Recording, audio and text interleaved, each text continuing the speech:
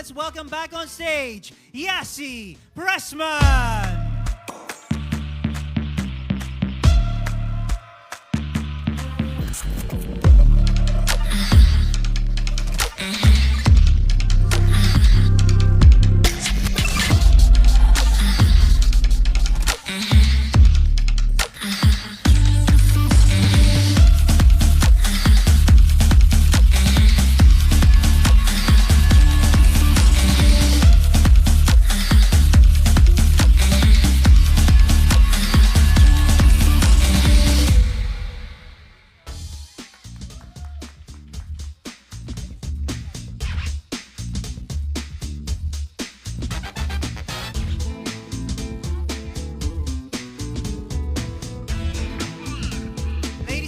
Give it up for Miss Yassi Pressman.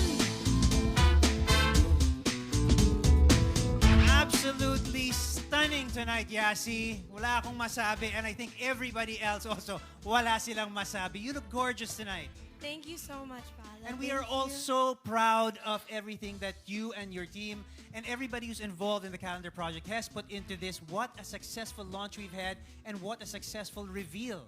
Thank you everybody. To my new GSM family, thank you so much.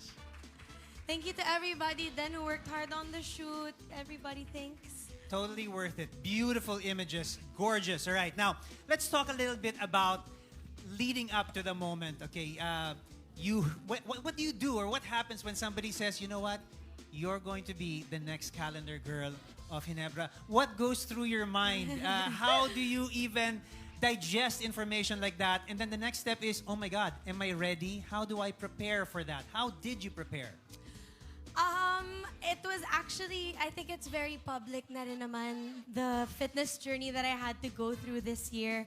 I think, like I said to my loving followers as well, it's okay to let go sometimes. And feeling ko kasi minsan, everybody is so pressured, especially in our industry, especially sa mga kababaihan, you know, growing up with the standards of beauty. Yeah. So, at that time, ako parang I just gave it up for a while. I gave it to myself. Alam mo yun, parang I didn't care for a minute. And then, I just needed that break.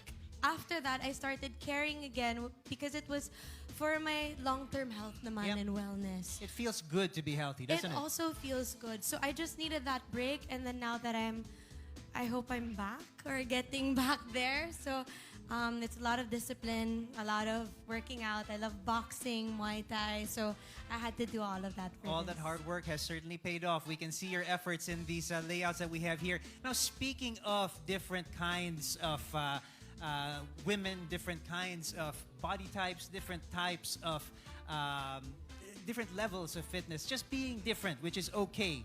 The fact is we've got very different layouts over here, all of them very distinct from one another.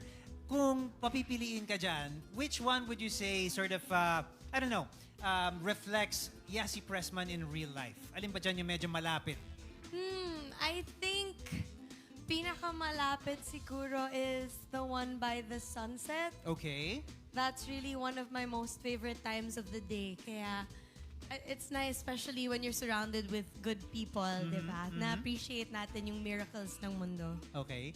You know, kicking back by a bonfire, watching the sun go down. A lot of people, nabanggit natin to kanina, a lot of people might equate the sunset with the end of things. But you prefer to think of it differently. Yes, I like to think that sunsets are also a new beginning, right? Tapos, tandaan lagi natin na what if this is the last thing that we're going to see? So we have to appreciate every moment. Savor every moment and savor every drink that we enjoy. All right, Yassi, the calendar video showed us that you mixed the cocktails yourself. You obviously knew what you were doing when you were mixing some of those cocktails, and I was the happy recipient of some of those concoctions. They were delicious. They were all delicious, by the way. Thank you. Mukhang praktisado ka. Actually, it's really not that hard. Yeah? It's not hard. Honestly, sobrang konti lang ng mga ingredients na kailangan mo. And then you just really need to mix it all together. Then you have the perfect drink. Pinag-aralan mo ba to for the fact that you were going to be a calendar girl, or did you always enjoy mixing drinks? I enjoy serving them. So this mixing was very new to me. So I learned it here. Okay, so one thing that we need to talk about though, when you do mix drinks, we mix drinks and we mix food. nothing goes better with a drink than a nice pulutan or a nice accompaniment to the food, a nice pairing to whatever Ginebra drink you are enjoying. So ano ba sa'yo ang pinaka-ideal food when you enjoy a few drinks? What would you choose as your sort of pairing for that?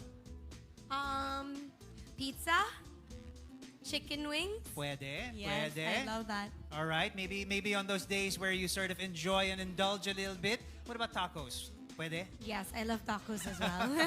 Tacos are good, right? I think I eat everything. Okay. Well, here's a question though. Usapang usapang ligawan, okay? Parang may naglabas ng mga ballpen. Taking notes, guys. Hindi kung paano ligawan si Yassi, pero kung paano ka niligawan ng Ginebra. How did they approach you, and how did they woo you, and how did you become convinced that you could embody, something as iconic as being the calendar girl for Ginebra? Medyo maraming pagliligaw or anong tawag doon? Harana. Yes, yeah. Medyo maraming harana because honestly, I didn't know if I was ready. I didn't know if I was prepared. I was on vacation. Okay.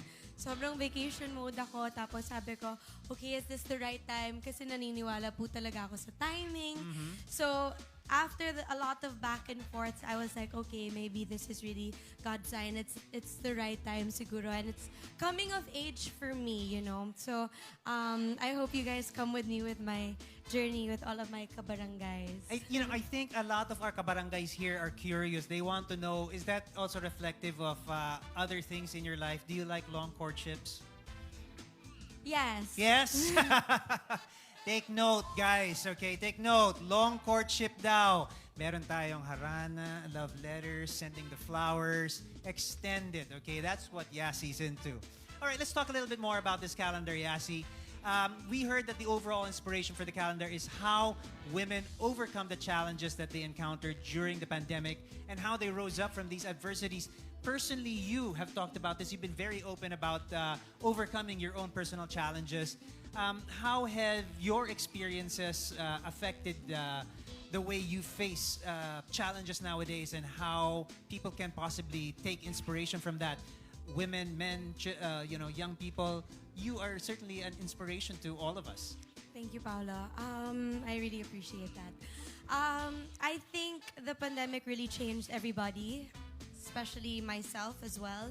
I know we all went through a lot of challenges, pero I think it was important that we came out of those challenges with a lot of lessons. And I hope that you guys also found your family that guided you through those tough times. My family is here today. So thank you guys so much for coming. I wouldn't have survived the pandemic without them. So many things happened, family, friends, we've lost them, but we've also gained a lot. So it's always good to know that you're never alone. And when I knew that, and when I found, help, and when I was a bit more open, then it was just easier for everybody. Kasi alam mong meron kang masasandalan. Right, and I think it's a perfect mix to what Ginebra is all about now.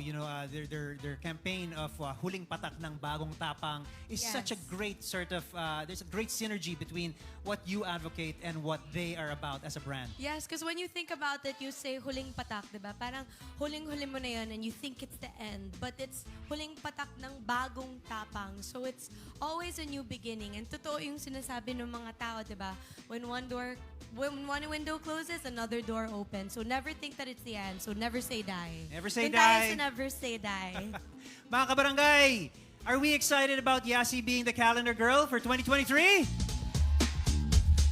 Matanong naman natin si Yassi. Yassi, what excites you about this title?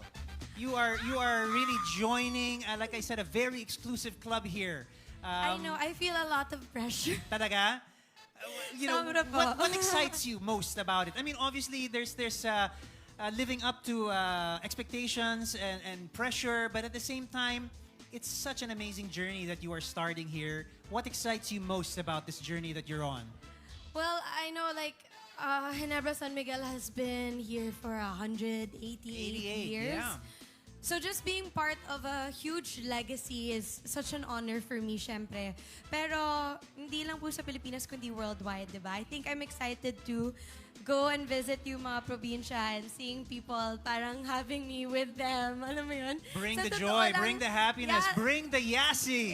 they're there and then I'd be like, oh, hi. Kasi when I was younger, guys, and I used to model and do a lot of commercials, when I would see my picture posted somewhere, I would be so proud of that moment. Parang, oh, they want me to be there. So it just brings back a lot of memories for me and I'm excited to see everybody. Super. I think we are all excited to see more of you. 2023 is just roughly a month away, Yassi. Malapit na. I know you've been making plans. What are some of the things that you're looking forward to next year? Actually, my family is visiting po for Christmas, so it's gonna be a happy Christmas for me. For next year, we have a lot of projects coming up, so sana po abangan ninyo. Mysterious naman. Any clue? I mean, let us know. I What don't think are we I talking can. about? Hindi pa po yata pwede sabihin, pero marami po kami pinaghahanda. All right, let's prepare a few drinks from Yassi and then we'll ask her again a little bit later on. We'll see if those answers change. Usapang layout naman tayo ngayon, Yassi. I love all of your pageant-worthy answers and really it gives us some real insight into the personal side of Yassi.